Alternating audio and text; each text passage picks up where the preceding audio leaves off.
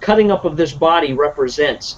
And you are alive and well, but your message is going out to the corners of America and saying, this is the wickedness that was done in America, that every American needs to stand up and fight to reverse and to purge this woman of the trauma and get justice done for these men, because this is nothing less than attempted murder by government agents. And if this country doesn't have a substantial population that rises up and supports you in every possible way, if we don't have caravans of men and women going up to Oregon, going to Utah to stand with you, then there is no hope for this country, because this country is populated by cowards and weaklings. I, of course, hope and pray that besides the present audience that listens, that you will have a rising up. This will be a triggering of a renaissance in this country. But your testimony does exactly that. Mr. Pigeon, how does this story strike you? And tell us, your honest answer. Well, I don't know that I'm going to give you my honest answer or my opinion about how this story stacks up. I've got a couple of questions. How old are you? I'm 18. You're 18? Okay. Yes, and how old was Shauna? I'm not sure. I don't know. I would say maybe 30s, 40s. Okay, but she's more, I hate to say middle-aged, but she's a little more middle-aged, right? Yeah. Don't tell her I said that, right? Okay. Okay. Well, I mean, I think these facts are very, very interesting. Were you at the center with the group? How did you end up in the vehicle with them? Well, I was actually supposed to go with my mom, who left at 3 o'clock in her van. We were going to sing at this meeting that was in John Day. All the guys were going to talk to the ranchers and the sheriffs, and my family was going to sing. So my mom and 7 siblings left at 3 o'clock in their van, but I was running behind because I had been doing some other stuff. So I wasn't ready when I was. You weren't ready. You see what happened to you by not being ready. You're a singer, or you're a singer? Do you play any instrument, or you're just a singer? No, I play violin. You play violin. Do you play violin with the group when you sing? Yes. I played violin and I would sing. And I was actually not supposed to go with these guys, but I'm really glad that I did, because now I'm a witness, and otherwise there would only be one witness that has gotten her story out, and that would be Shauna. But now there's 2 that can witness to what happened in that vehicle. And I remember when I was in the van afterwards, I sat in front of Ryan Payne, and he looked at me and he said, "I'm sorry that you ever went through this. I should have never let you come with us. I should have said, no, you got to go with your mom, even if your mom left it a little bit later." And I said, "No." I said, "I'm not, because now I'm a witness." All right. Now, you said something earlier. You said that they had used lethal rounds in the shooting.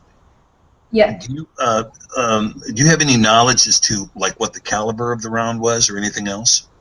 I have no idea. I just, during the shooting, we just knew there was glass shattering and bullets flying everywhere. And then I know that it was the metal bullet that was in Ryan's arm. And do you know you said there were laser pointers pointed? Yes. You saw red lights. And yes. when these bullets were coming into the vehicle, did you continue to see the laser lights? We did. We saw a lot of red lasers, and it was terrifying to us, because we're one would get on our knees or on our arm, and Shauna would be like, she was watching me, and she was like, "You have a laser on you," and then Ryan would get one on his head, and I was like, "Move your head, Ryan." But we were just trying to stay alive, and I have no idea, honestly, how we didn't die. But there were red lasers still, a lot of red lasers when they were shooting the vehicle after LaVoy was dead. And then was there crossfire? I mean, were all the bullets coming from behind, or was stuff coming from the sides too? Most of the bullets, or it sounded like they were coming from the left and behind, the left and just behind us. from the right, we had some fire, but they could have been using less than lethal, possibly from the right, because something kept hitting you. I think it was a bullet, kept hitting the right window, right where the B post was.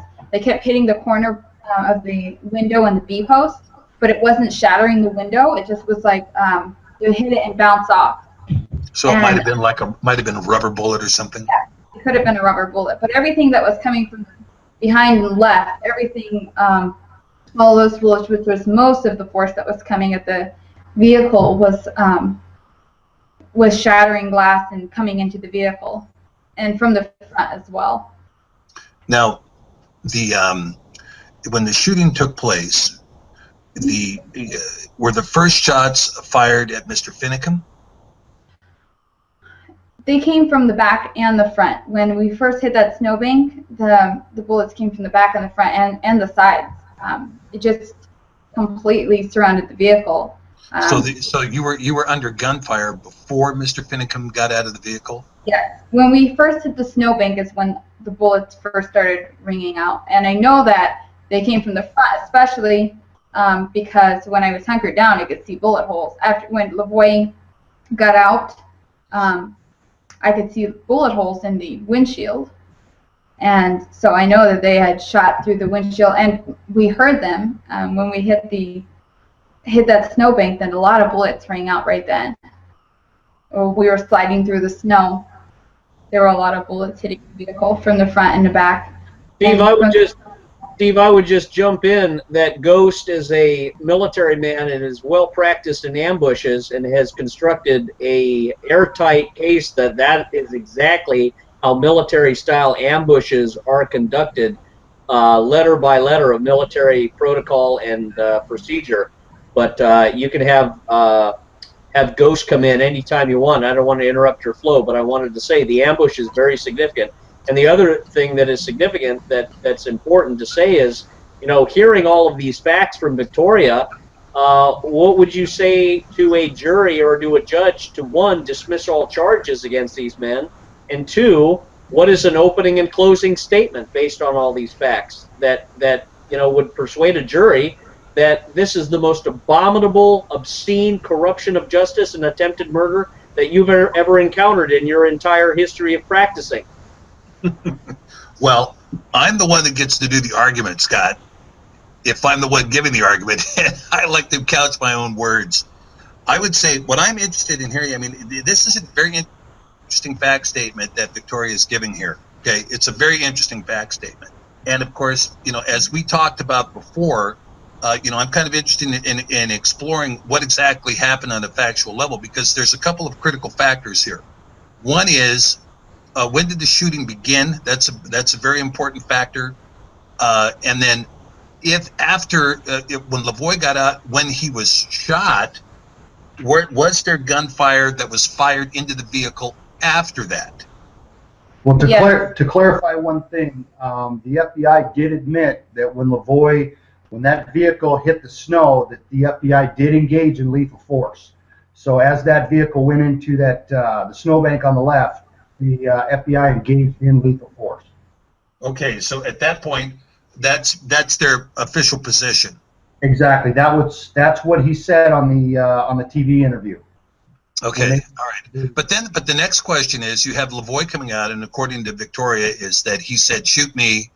If you're going to shoot somebody, shoot me." Is that correct, Victoria? Yes, he was saying, if you're going to shoot, then just shoot me. Okay, and now, then, did you see him fall?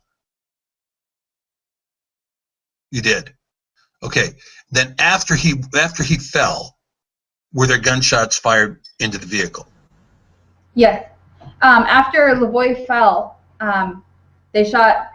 After he fell, they shot him again. And then, as I was screaming, maybe 10 seconds after they initially shot him and he went down, I started screaming that I was an EMT, to please let me out, to let me help him. And right as I was screaming that, then they began to shoot at the vehicle. Okay. All right. Well, like I say, it's an interesting set of facts. Now, again, there are other circumstances that I think there's still more